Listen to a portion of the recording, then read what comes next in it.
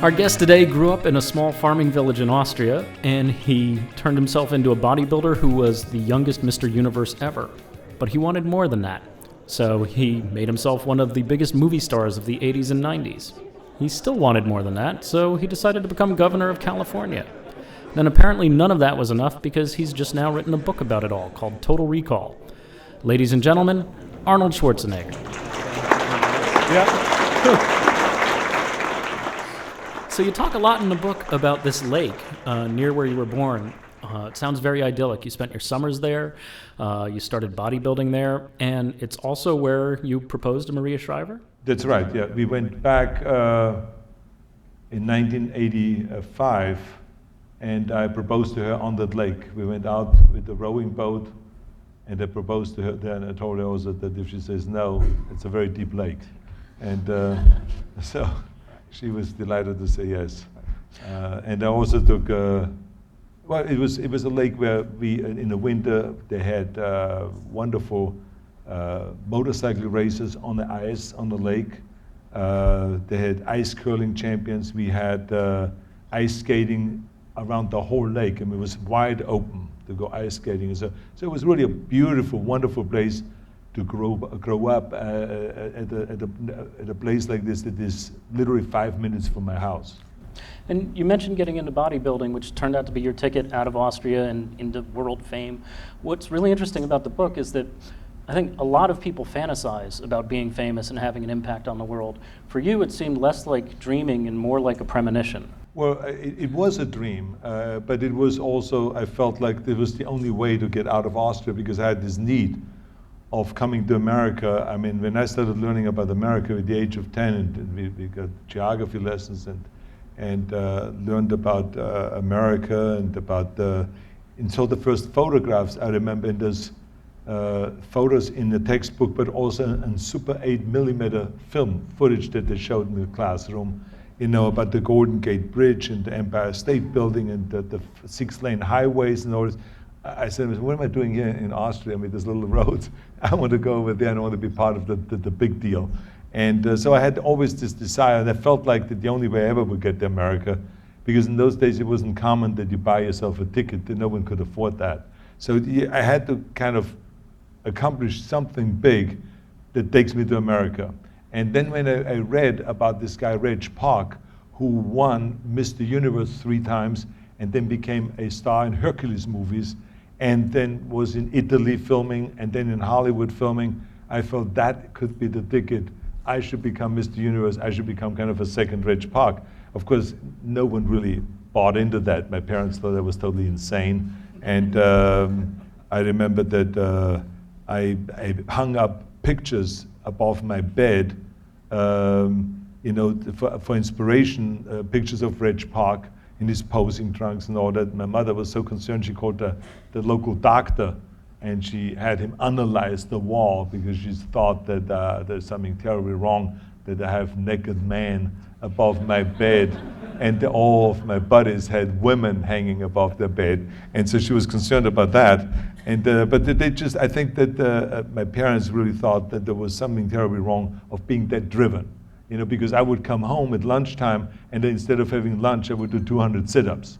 And then at night, I would go to the stadium, and I would be lifting weights. I would come home at 10 o'clock at night, and I would be continuing lifting weights. So it was like one of this insanity. In the military, I would continue lifting weights. No matter how the training was and how tough the basic training was, I would always then lift weights afterwards.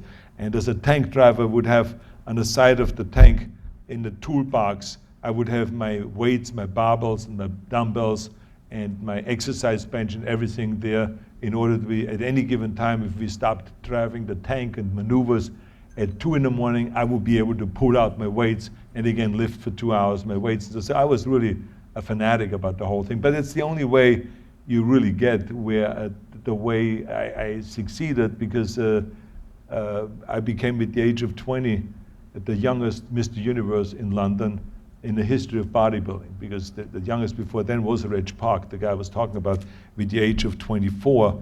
But I became the youngest with 20. But it was because I was like so serious about the whole thing, and it worked. With the age of 21, after I won my second Mr. Universe title, I got an invitation from Joe Weider, who was the publisher of all the muscle magazines in America, and also the person that had the biggest warehouses of weight training equipment and had food supplement companies and all this.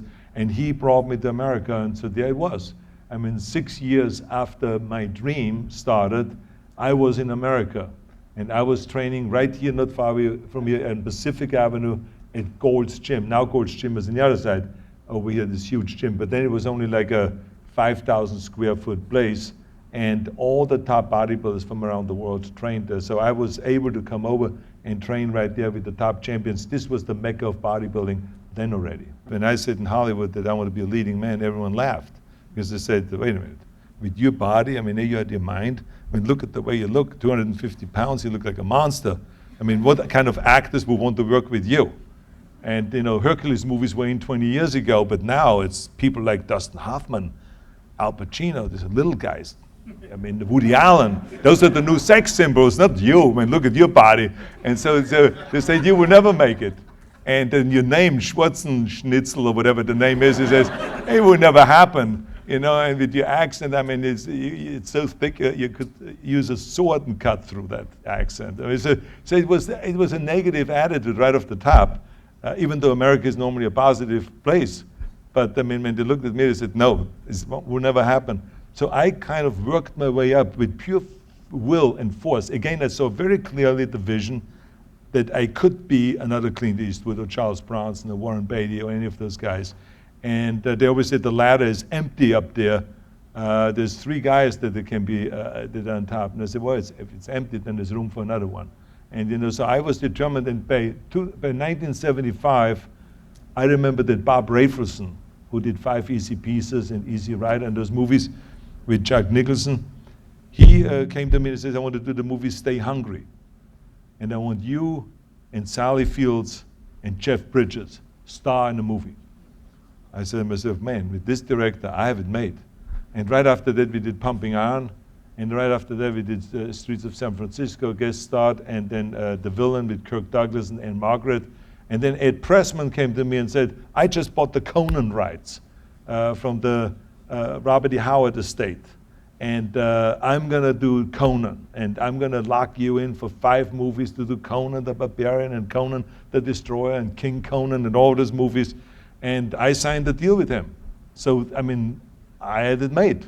I mean, there I was in 1980 doing Conan the Barbarian with Universal Studio, Dino De Laurentiis producing, Ed Pressman producing, Oliver Stone has written the script, right? And John Milius rewrote the script and then directed it. So my plan worked again. You know, it was really amazing that there was $250,000 I got for the first movie, for the next one, $1 million. And from then on, it went very quickly, $5 million a movie, $10 million a movie, $15 million.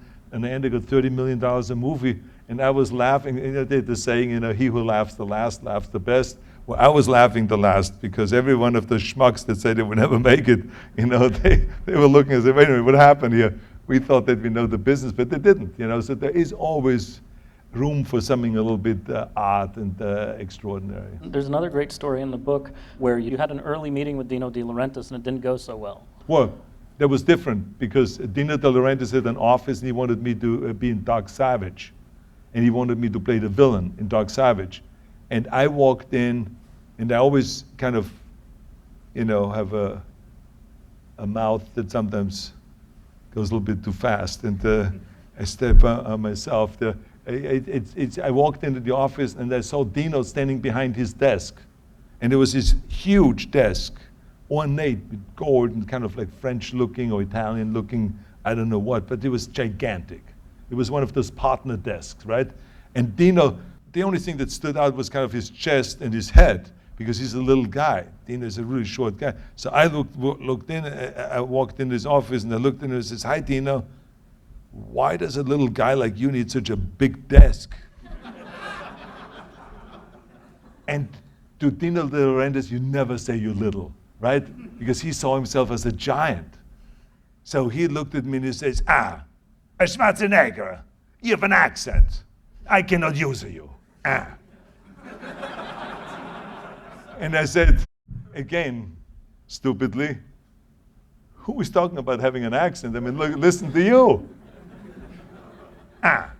You're a Nazi. And he walked away. He walked away because I had a German accent. So that was the end of that. So I left the office, and my agent came up to me, grabbed me really forcefully by my arm, and he said to me, he says, I've been an agent for 15 years.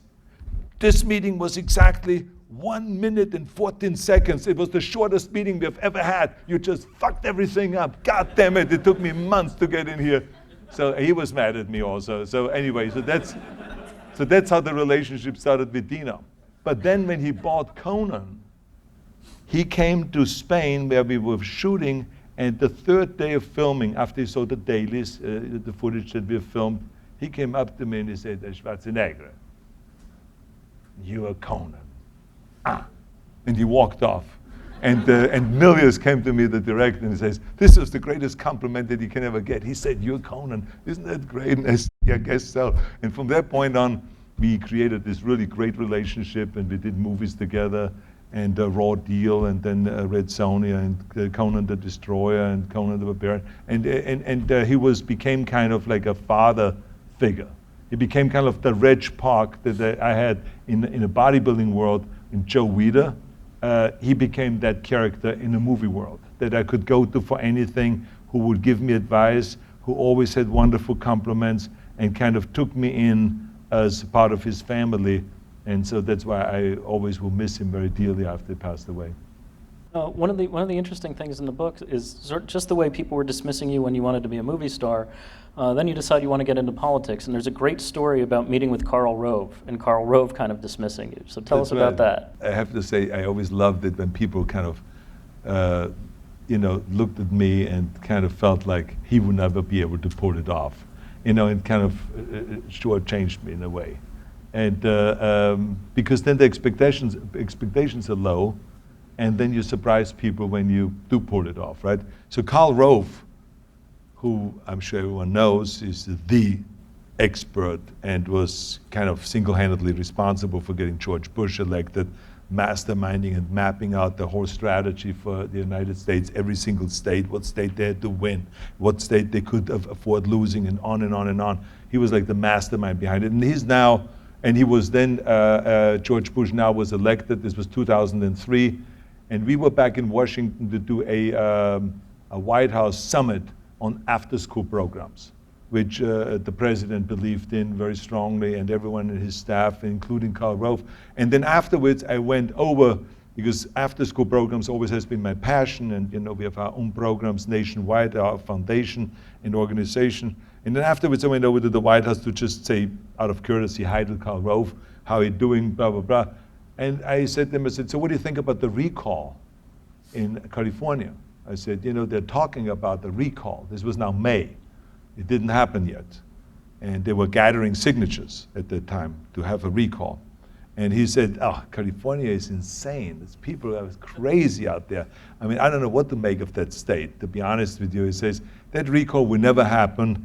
And, but are you asking because you're interested in the governorship? So of course I was, but I didn't want to tell him that.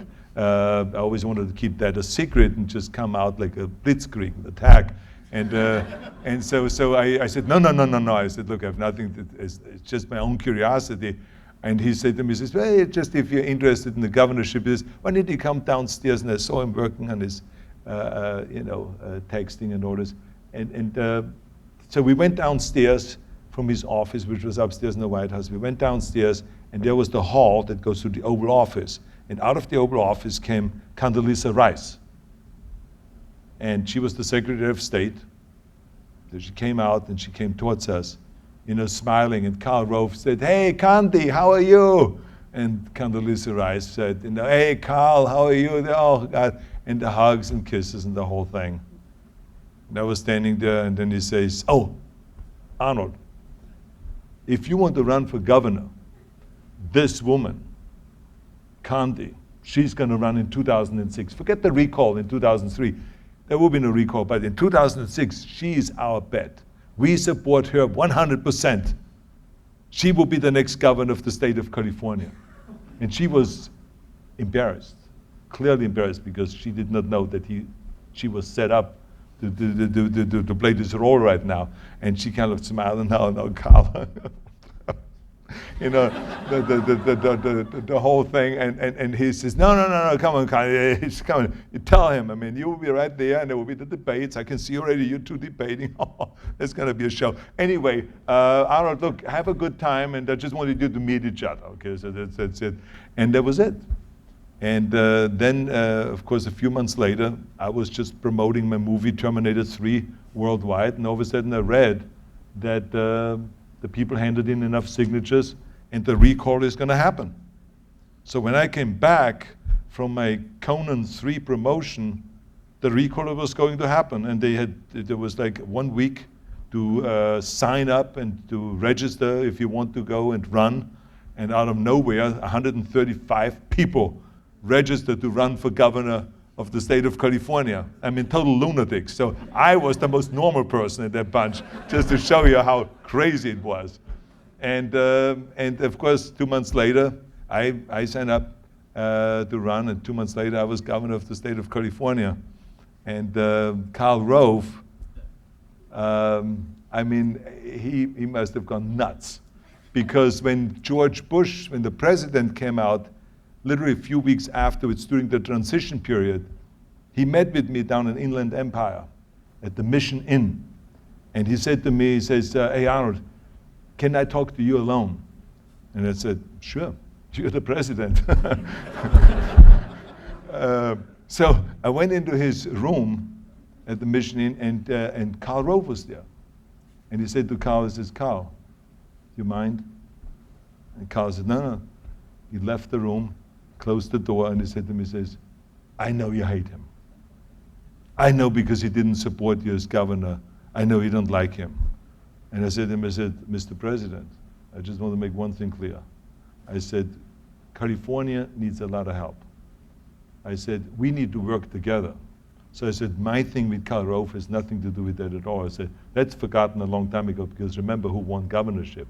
It was not Condoleezza Rice, it was me. So I said, to me, this whole thing was perfectly fine. I said, we're going to work together, and we're going to make California shine again. I said, and so he says, oh, thank you so much. He opened the door, he says, Karl, you can come in, he likes you. So it was great. And Karl Rove came back in, and you know, the hugging and the kissing and all that stuff. So it was great. In both your bodybuilding career, your movie career, and your political career is this notion of reps. And there's a great picture toward the end of the book of a speech that you gave, and it's just got all these little lines across the top, and you explain that each line is one time you did a rep of the speech, one time you practiced the speech. So talk a little bit about how you got where you are through reps. Well, in bodybuilding and in lifting, you know that it's all about reps. But you learn very quickly that that's in everything in life.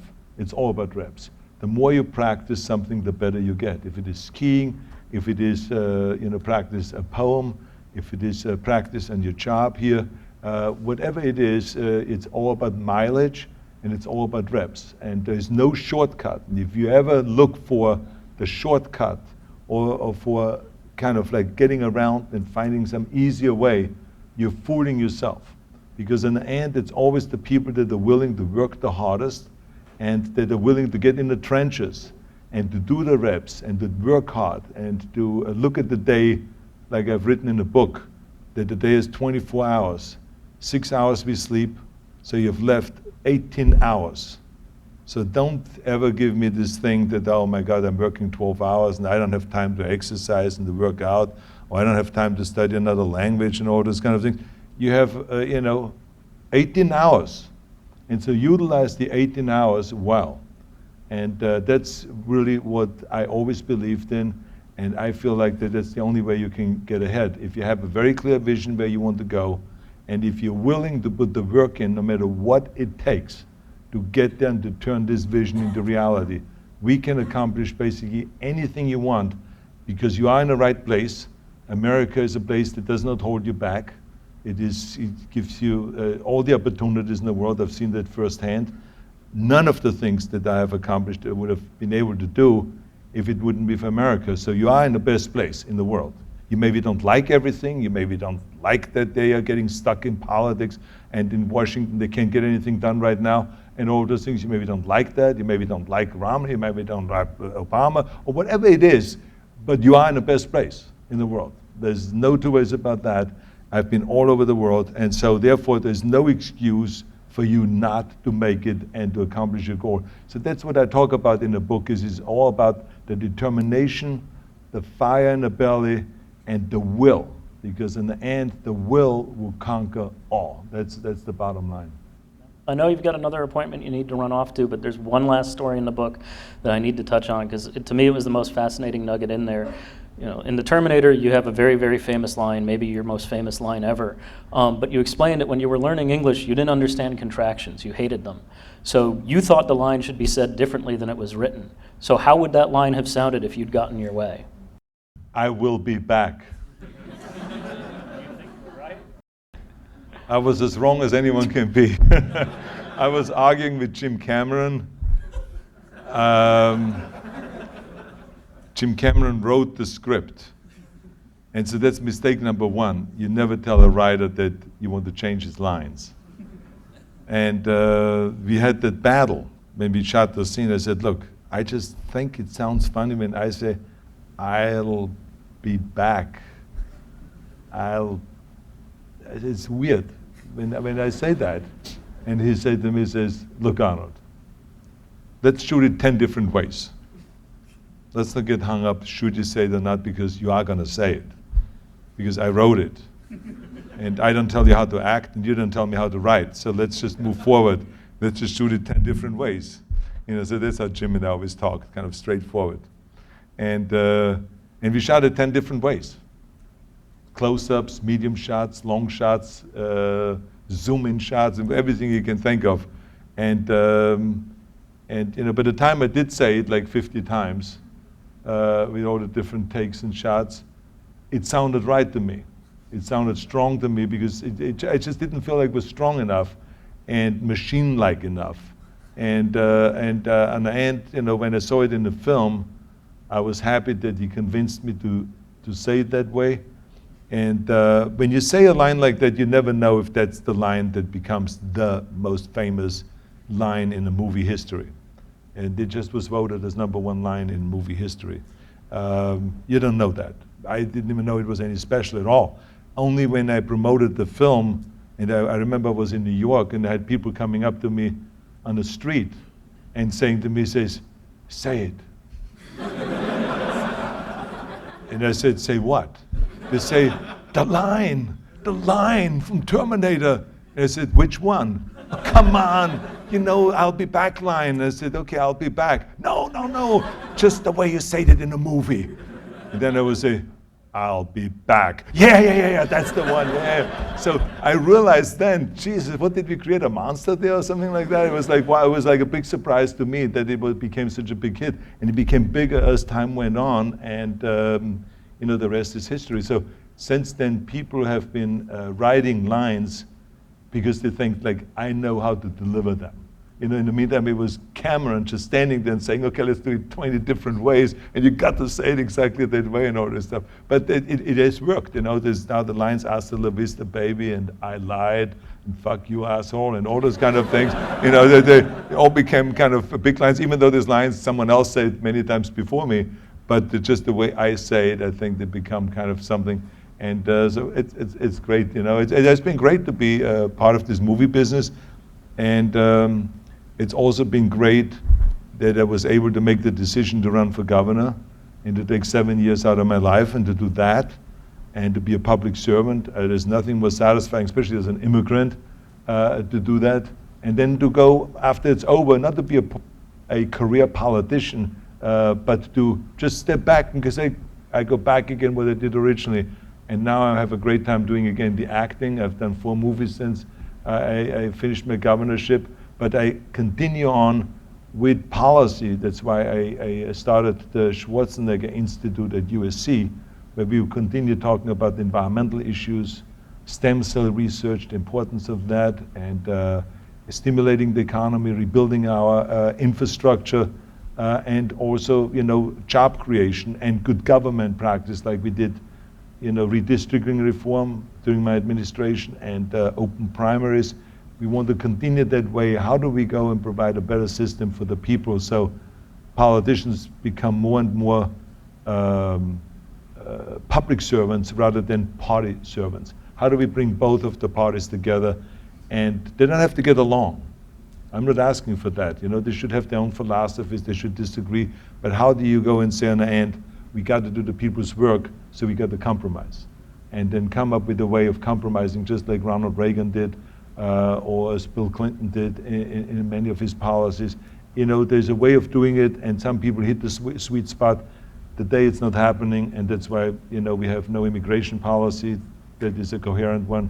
We have no trade policy that's really good.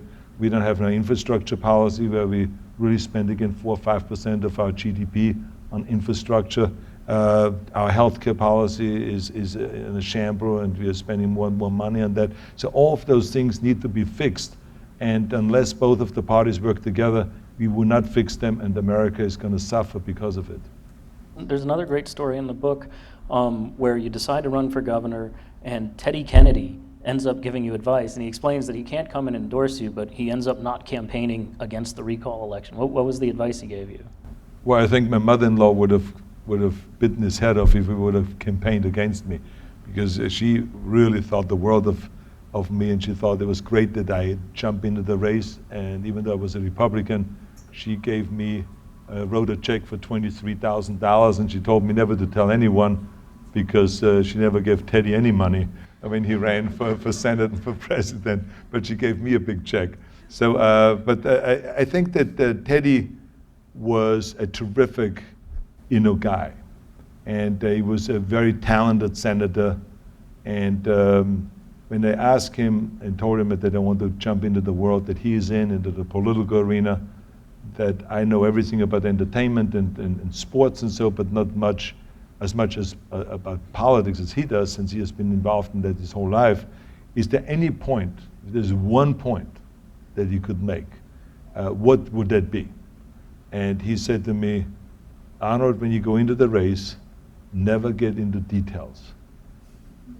And I looked at him and said, why do you say that? I mean, because I just don't know much about the details, so what? He says, no. He says, I am smarter about healthcare than anyone on the Hill.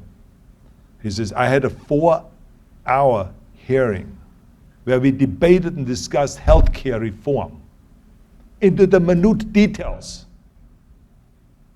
And when I came out of the chamber after the 4 hours, the press ran after me and says, well, Senator, when can we hear the specifics? When can we hear about the details? So he says, you can never satisfy them. They always will ask you for the details. And the reason is because they hope the more you go into details, that you will eventually trip up and you will make one mistake or say something wrong, and that's when they attack. He says, that's the way it works. So don't even get in there. Just tell them, it says, I will let you know early enough. And they will complain, and they will say, he's not giving us the details. But that's okay. At least you didn't trip up, and at least didn't trick you into saying something wrong. He says, so keep saying, you will get the specifics.